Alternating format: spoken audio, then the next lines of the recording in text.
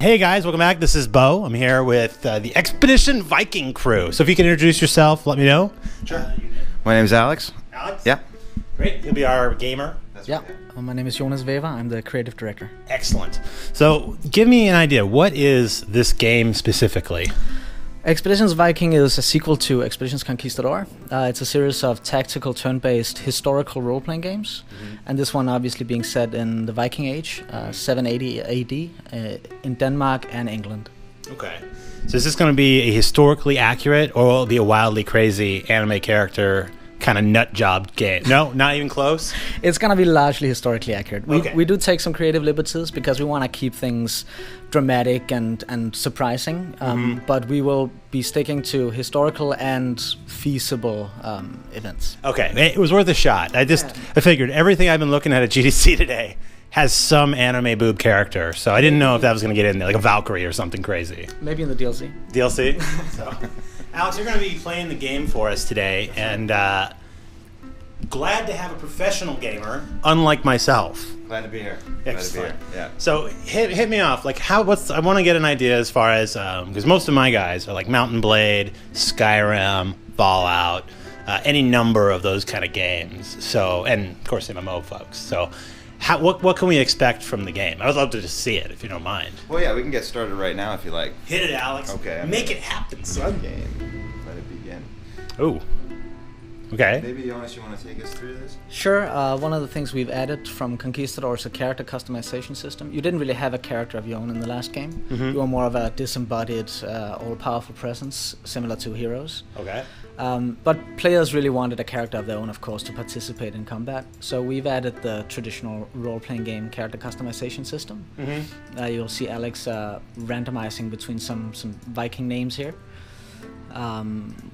We have various portraits you can pick from, or you can add your own in the game files. At the moment we have a fairly limited selection, but we'll be adding some more. Okay. Eye color, obviously, mostly a narrative thing. Doesn't factor in so much with the visuals, but other than that, we have a fairly good selection of options there. That's Quite great. an assortment of beards as well. It's important to have a good selection of beards, even for the women. No, not for the women. Well, you know, if you can grow a magnificent beard like you two, then I got a chance. I can't grow a beard at all. So this might be a chance for me to enjoy bearddom. It's the Viking heritage. Okay. I think the biggest trick to growing a beard is just patience. You just have to wait it out. Yeah, I think if I remember correctly, guys, remember when I tried growing the beard and it looked like I basically put crap on my face for like a month? Yeah, but it's gonna. I don't know if I have the genes for that. That's fair. There's nothing wrong with a clean-shaven chin. That's true. All right, so here we go. So this is just all aesthetic. There's no difference. They won't make fun of you if you're a bright pink, no, that's the dude, next right? page. So here we have the stat points, and since we don't have a class system in this game, it's a purely free-form character system. The stats that you select will powerfully influence what kind of character you can play. Okay. And as you see, we have the old school system here of starting you out in the middle, so that if you want to be really exceptional at some stuff, you'll need to dump some other stats. Oh, okay. So you could be a big, huge Viking berserker, but you're really stupid. You could be, and it will in fact tell you, why don't you make one of those characters right now? Sure, well. Just quick and easy. Strength, dump that sense stat right there. Yeah, It's got no sense. It's perfect. It's a guy I can understand. Max out strength and endurance. Exactly. And then you can see the description down there changes to say you've grown to be a strong and tough man, but slow of wit. That's cool. And that's to show you what kind of character you're creating. And does this change kind of character interaction within the game, or is it... It will slightly influence the character interaction in the game, but it is largely a combat system kind of thing as well. Sweet. That's pretty good. And we'll add more, or rather, you'll see it add more once we select a certain amount of skills. Then it'll start to show you what kind of combat character you are. Now he's listed as a berserker and a foresighted leader with great command of the battlefield. Obviously, you can have command of the battlefield without being particularly intelligent. So that's Good. Violence is one method of commanding a battlefield, I think. Exactly, yeah. Well, what kind of character would you like to... Because we can make a character for you here, Bo. Are you more of a berserker type? Let's do berserker, man. All right, Get in there and wreck face. So I set him up with some sword and some shield skills. Yeah. So we'll go sword and board and just maybe get hacky. Knock it down. Let's do some battlings. Let's do it. I'm really a very lowbrow gamer when it comes to this stuff. I'm like, what's the most effective class? Great. Awesome. No finesse needed? Perfect. Yeah. So... As long as you can whack people in the face, you can't go wrong with that, right? That's true. So that's pretty good. I'm liking that. Oh, cool. All right, so we got a little bit of an infographic thingy. Yeah, it's like our opening cutscene. So maybe, I don't know, do you want to walk us through? Sure, we're just setting the scene here. You are the chieftain of a small clan on the west coast of Denmark in 780, and you are basically beset by enemies on all sides. And your only chance to really protect and grow your clan is to travel across the sea, go to England, gather valuables through whatever means you deem necessary, and then come back and dump that stuff into your clan, hire mercenaries, and then take the fight to the enemies. Nice. So you may be doing horrible things, but at least you're doing it in the protection of your own clan. Nice. At least we got the spirit of the Viking. Exactly. All right. So of course there were a lot of different. There's a lot of different theories for why the Vikings sought raided across the sea and did all these terrible things. And one of the predominant theories is that it's because there was simply not enough opportunity in Denmark. It was too crowded. It was a fairly high population density back then. So they were forced to kind of go abroad and raid there. Nice. Hey, that's some good entrepreneurial spirit that the Vikings had. Yeah, exactly. To go out there and make it happen. So is this alpha gameplay, or beta-ish, or where are we at in the development of the game? It's pre-alpha. Pre-alpha. Okay, so we've got about half a year left on this. Okay, so pre-alpha. So give them a break. Yeah, give us a break. Yeah. All right. Oh, is it isometric? It is. It's pseudo-isometric, right? Okay. It's perspective. You can rotate the camera around. It is fully 3D, but top-down. Yes. Okay. The last game was similar in that respect. Yeah. Okay, so that's cool. At least you're now getting more of like an interesting Viking Diablo. Yeah, so I wouldn't compare it to Diablo, but I will show you a bit of the combat in a moment. Okay. For now, it's your father's funeral. There are all these people attending, and you can talk to them, or you can go to the seat and kind of time skip through it. Yeah. But we want to give you a chance to kind of get to know your companion characters, the people who will follow you throughout the rest of the game, and also 3 of the major supporting characters here, the other chieftains that you'll have to deal with politically. Okay. So you could tell them all basically to go wreck themselves immediately. You have to be a little more diplomatic about it, but you do get the option to say in slightly more polite terms, yes. Go wreck yourself. Well, I did use a polite term compared to most gaming pros would use. It could have been much worse. So the dialogue system is based around the idea of having a nice readable format for you, right? Because you'll be reading through a lot of text in your traditional RPG. Yeah. You can use the icons to see what kind of structure the conversation system is presenting you with. So in this case, that's an inquire choice. That means if he picks this one, the conversation system will take him back to the other choices later, so that he's not missing out on any content. Or he could pick number 3 in this case, and it would skip directly out of the conversation because he's done with that, and then take him to the end. So for players who aren't inclined towards reading through reams of text, you can just kind of opt out of it. Make sure you get the basics down and get into the nitty-gritty of it. Sweet. So that means if you're the kind of guy who just wants to see bashings, you're just like, all right, don't really care. I'll figure it out. Exactly. You can totally be that kind of character. On the other hand, a lot of the skills and stats that you pick will influence the dialogue system. I think we'll see some examples later where some of your stats will be tested if you try certain things. And if you have diplomacy or leadership, which are a couple of skills that we give you, then they will unlock new dialogue options. Oh, interesting. Okay. So you can kind of make the character into kind of whatever you like. And if you want to play it totally like, I want to know the story, be a part of it, kind of worry about the politics, you could do that. Absolutely, yeah. Likewise, if you're the kind of guy who's just like, all right, I got to go raid England to get money and wealth and wenches, perfect. Yeah. Let's do more. And once you get to England, you'll also have the option of being slightly more peacefully inclined. You'll never be able to avoid running into a fight, but you can try to set up trade posts and gain allies instead of necessarily burning down all the monasteries. Oh, okay, gotcha. All right. So that's give nice. you the option to be political. Oh, but we also give you the option to be a maniac. So awesome. Yeah. Not to say that was the whole idea I thought of when I saw the game was how could I go out there and wreck as much as possible. But Sure. there was a chance of that. Yeah. Yeah. All right. Did you pick sword in the character I creation? did. I took sword and board. All right. Cool. So I just equipped myself with my father's heirloom sword, and so it's the basic weapon you start with. We give you a few options because I took the sword and shield. It gives me a slightly bigger damage bonus, 7 to 14 instead of, as you can see on the axe, 7 to 12. Nice. The shield's a classic old shield that you've started with as you were training, and then we've also got an old bow if we decided to spec for range, but we haven't done that. But I can still also equip it as my secondary weapon, so I can end up swapping back and forth between it if I want. Oh, cool. Yeah, this whole inventory system is one of the things we added based on player feedback as well. Conquistador was kind of 50-50 in terms of role-playing games and strategy. It was like a Heroes of Might and Magic type thing in some respects. We got the sense that people were mainly there for the RPG aspects, for the story and the characters. So we're moving the franchise a little bit closer to, well, I say franchise, this is the second game, but what we hope will become a franchise. We're moving it closer to sort of a traditional role-playing game. Perfect. And the inventory system is a part of that, obviously. Inventory system seems to be a staple of an RPG. Yeah. So that's good. It's always nice to have some motivation to bettering your character. Yeah. So now you're being attacked at your father's funeral by a bunch of dishonorable drunkards. What jerks. That will have consequences later, obviously. But first we have to beat them before they beat us. And the combat system is very similar to Conquistador's system.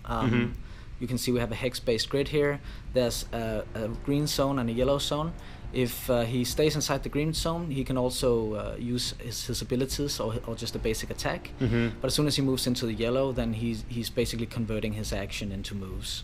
So if he wants to move a bit farther, then he can't attack in the same turn. Okay. And the system is set up similar to XCOM. You move all of your people, and then they move all of their people. So you can set up a lot of different maneuvers without having to worry about the enemy sabotaging you immediately, at least. Okay, that's good. So Nice. he would, for example, like to flank here, but he can't because he would run into an attack of opportunity if he's trying to move past this guy. So let's see what he decides to do instead. What I think I'm going to do is I'm going to start off with my ranged character here, Cadel. And he has a special ability called Quick Shot. Gives us an opportunity to fire twice in a round instead of once, which is pretty sweet. There is a little penalty, minus 25% accuracy, but we're really close here. You can see if I hover over this character, I've got a 95% chance to hit right now. Pretty good at 70%. Yeah, so let's take it. So we got one on him. At the moment, all of our animations are to be replaced. We've mocapped everything, which is also a first for us, just to get that bit of extra fidelity. But those animations haven't made it in yet. The only mocapped animation we have in so far is the bow attack animation. Okay. But I mean, it is pretty alpha. I mean, we got to give it quite a bit of leniency as far as all that. But the basic gameplay wouldn't really change too much. No, the basics of the combat system are already in and fully functional, as you can see. So that's how it'll be.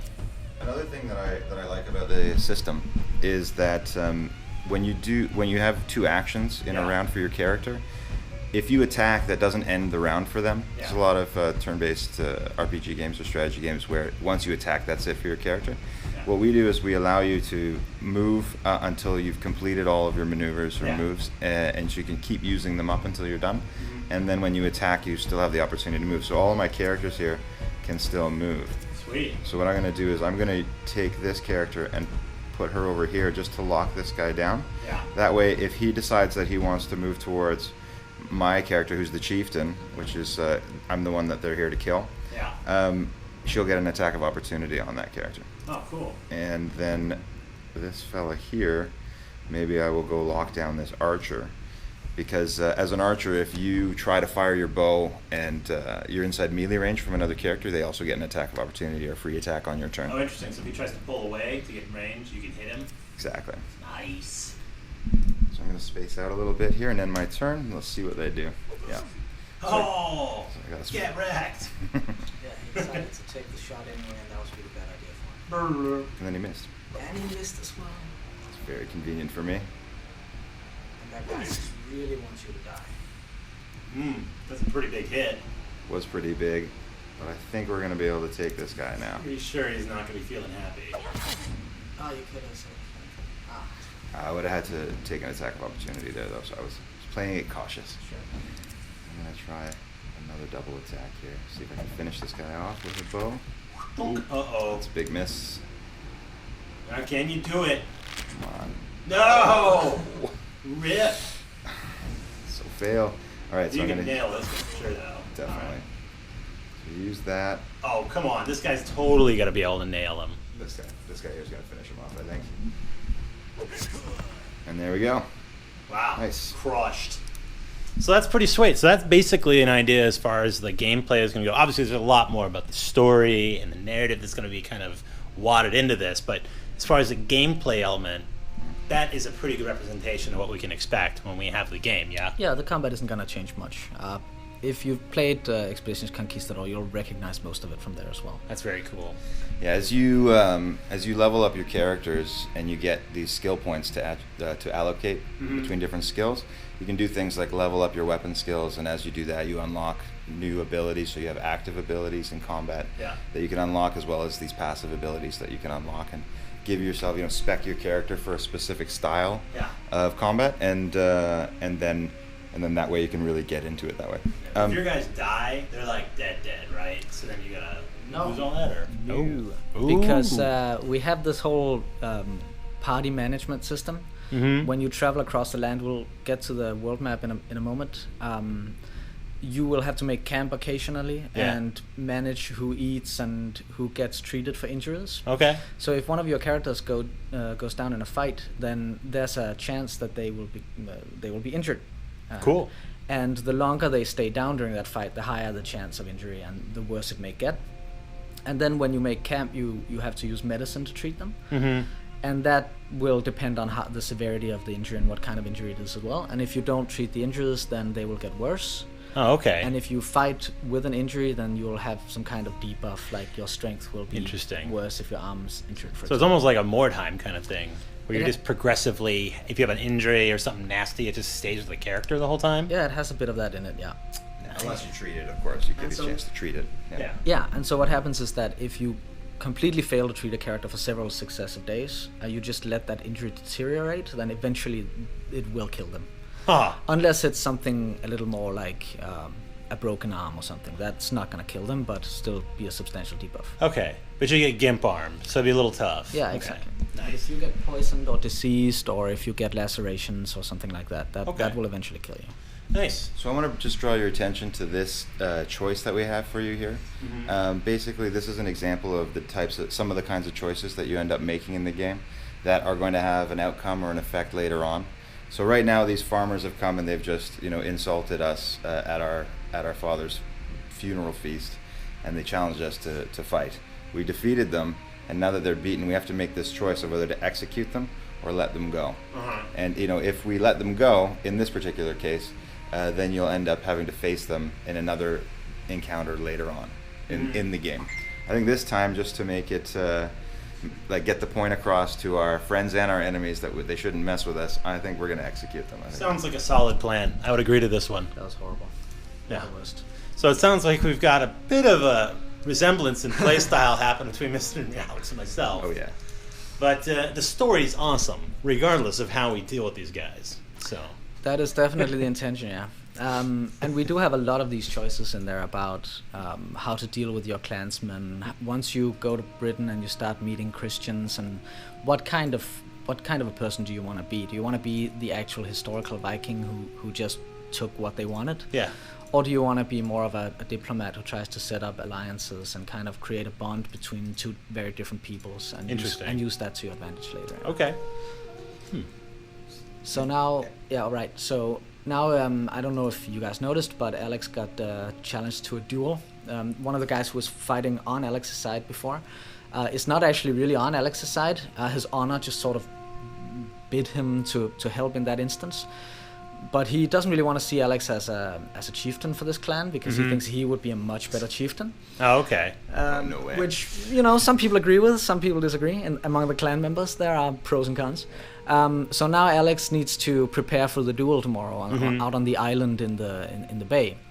Okay. And one of the people he's going to talk to about that is Kvelulf, the smith, whom he wants to talk into giving him a... yeah, that's not going to work out. He wants to talk Kvelulf into giving him some armor, but he used sense as his dump stats, so he's not going to succeed that check. But it's easy. Yeah, but he has one. I'll try it. I mean, Do it. It's a Execute. roll. Success. Yes. So there's always See? there's always a Amazing. 5% chance that you may succeed, no matter how much lower your stat. Even if that was a hard check, there would be a 5% chance of succeeding it. So there's always a tiny chance, and you got super lucky on this one. That's amazing. I'm so excited right now. It always works out, and the good thing it was on camera when it happens. Yeah. So. Yeah. I was So 5%. Yeah. That's not bad. Nobody with 1 in sense has completed this before.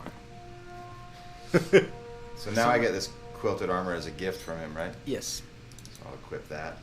Gives us a little bit. And that changes your Damage appearance, reduction. of course. If you can even see in this. Nice. Yeah, you can see it on. You can see it a little bit here.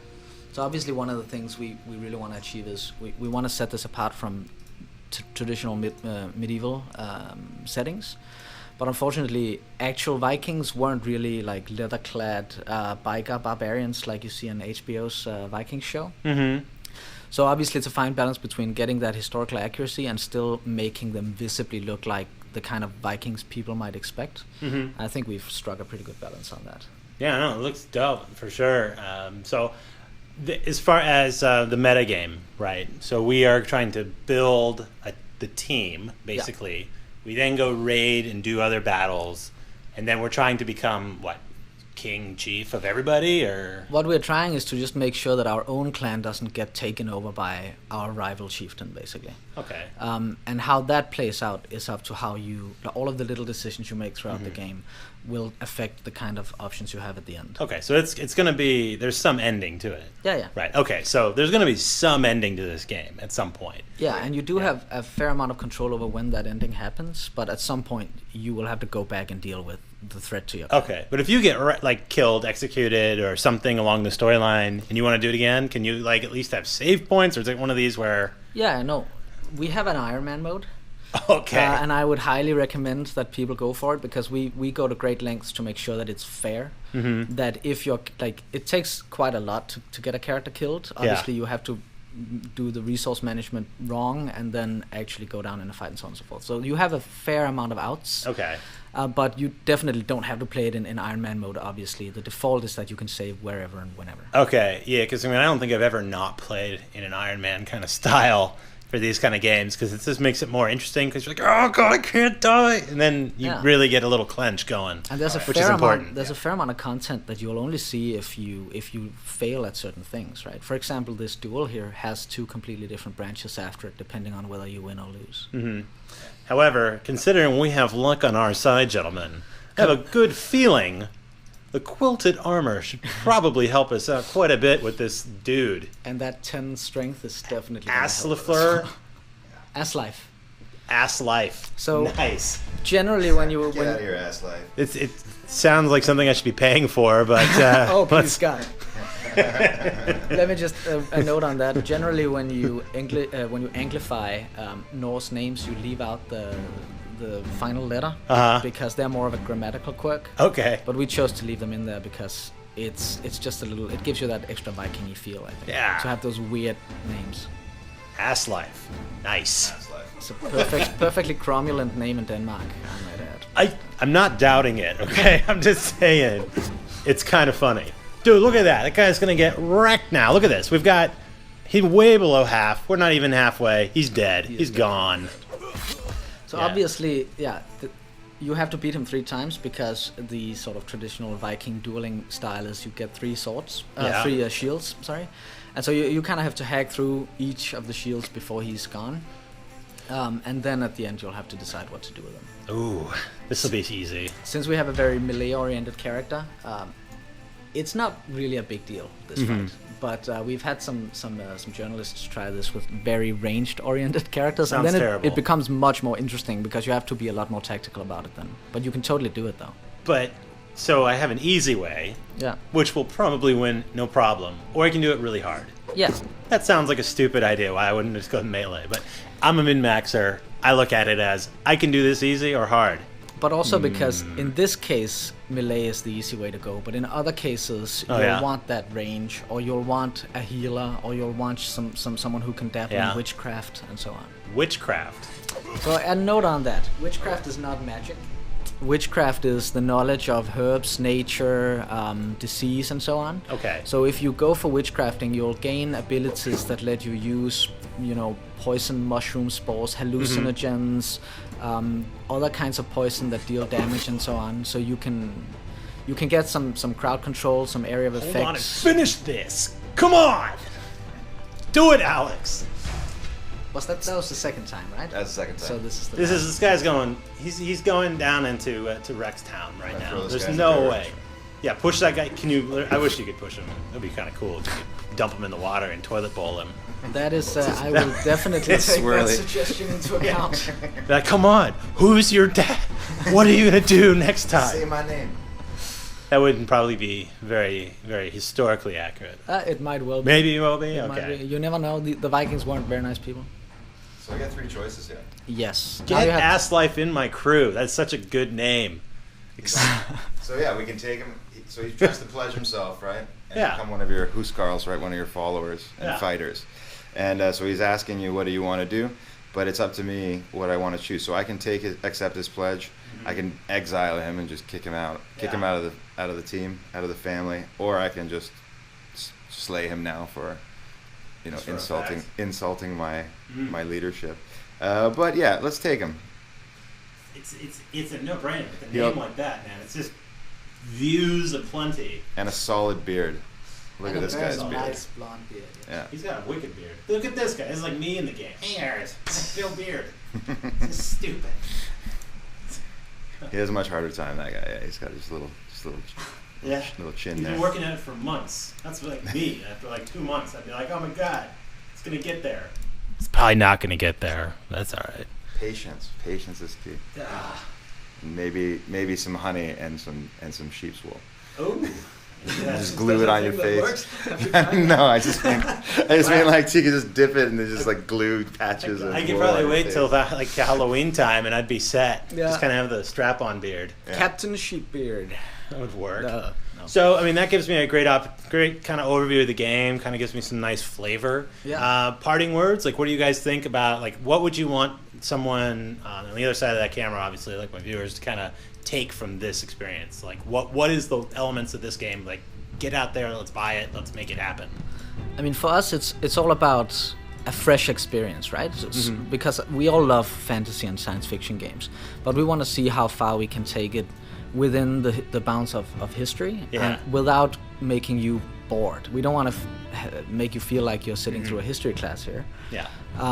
So we're really pushing that, but at the same time, I mean, to us, it really is a chance to deliver a really different kind of experience where the stuff you experience, it has touchstones in history, right? You know that we didn't make up this world map. Yeah. That's an actual map of a place that exists, right? Okay. So what's ASSLIFE's last name? Just for funds?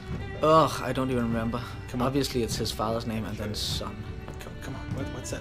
Grimvar's son. All right. So there's no value on that one. I was really hoping I'd get something really crazy, but Sorry, the second that I mean, you derailed me completely with the ASSLIFE name. Well, it's good that you're easily amused. Well, I know. See, now my followers, they always complain I butcher names. That is a official way to say that name. It's legit. I cannot screw that up. No. It is legitly ASSLIFE. It is ASSLIFE. Nice. All right, so that sounds pretty good, gentlemen. Again, when can we expect to get either a beta, an alpha, or some kind of ability for folks to be able to get in on this? Preview should be out in mid-May. So we'll have some preview builds coming out then, and then we'll probably do that'll somewhere around there. We'll also be doing some closed beta. Okay. So we're inviting people actually to try and if they're interested in joining us in the beta, sort of sign up in a couple of different places. They can grab our newsletter, and then we're going to be handing out a bunch of codes through that. Yeah. And then maybe a couple other events. Maybe we can work with you and get some codes out to the folks out there that are into it. Yeah, so if you made it this far in the video, guys, guess what? You better put down them comments. I want the code! Give it! All right, You can see I had to dump the sensitivity of this thing almost 30 points because I'm a little loud. So sorry. I So like it. It's you very guys, Viking. yeah, you guys in the comments, put down what you would do for a code for the game. Yeah, and you could say anything you want, even making fun of ASSLIFE, which is just too fun. It's the low-hanging fruit. Dude, it's all about low-hanging fruit. It's hilarious. I don't understand how no one caught this. It's an actual name, and I have no regrets. I know. Keep it. It's Gotta keep it. the journey of ASSLIFE, the Viking. I mean, it is a LP in the making for sure. Doesn't get any better. No, not really. So, good. Well, anyways, guys, again, you can check it out in the comments below. I just want to thank Alex and Jan for their time, showing us this cool game. And, yeah, we'll keep you posted on where it goes from here. But thank you, gentlemen, and like, comment, subscribe. Thank you, See Will. ya.